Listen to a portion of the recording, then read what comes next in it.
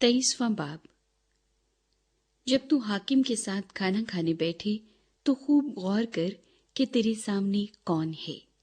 اگر تو کھاؤ ہے تو اپنے گلے پر چھری رکھ دے، اس کے مزیدار کھانوں کی تمنا نہ کر، کیونکہ وہ دغابازی کا کھانا ہے۔ مالدار ہونے کے لیے پریشان نہ ہو، اپنی اس دانش مندی سے باز آ۔ کیا تو اس چیز پر آنکھ لگائے گا جو ہے ہی نہیں؟ کیونکہ دولت یقیناً عقاب کی طرح پر لگا کر آسمان کی طرف اڑ جاتی ہے۔ تو تنگ چشم کی روٹی نہ کھا اور اس کے مزیدار کھانوں کی تمنا نہ کر، کیونکہ جیسے اس کے دل کے اندیشے ہیں وہ ویسا ہی ہے۔ وہ تجھ سے کہتا ہے کھا اور پی، لیکن اس کا دل تیری طرف نہیں۔ جو نوالا تو نے کھایا ہے تو اسے اگل دے گا، اور تیری میٹھی باتیں بے سود ہوں گی۔ اپنی باتیں احمق کو نہ سنا، کیونکہ وہ تیرے دانائی کے کلام کی تحقیر کرے گا۔ قدیم حدود کو نہ سرکا اور یتیموں کے کھیتوں میں دخل نہ کر، کیونکہ ان کا رہائی بخشنے والا زبردست ہے، وہ خود ہی تیرے خلاف ان کی وکالت کرے گا۔ تربیت پر دل لگا اور علم کی باتیں سن۔ لڑکے سے تادیب کو دریغ نہ کر، اگر تو اسے چھڑی سے مارے گا تو وہ مر نہ جائے گا۔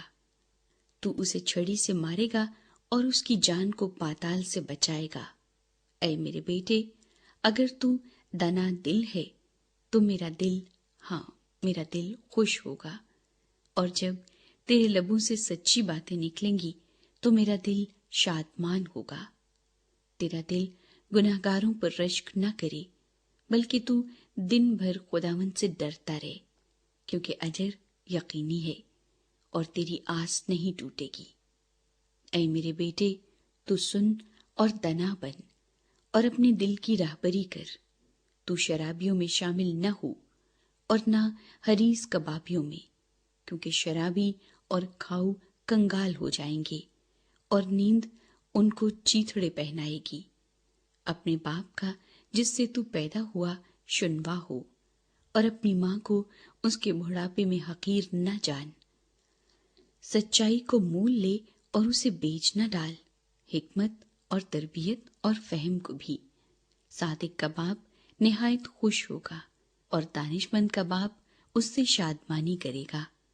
اپنے ماں باپ کو خوش کر، اپنی والدہ کو شادمان رکھ۔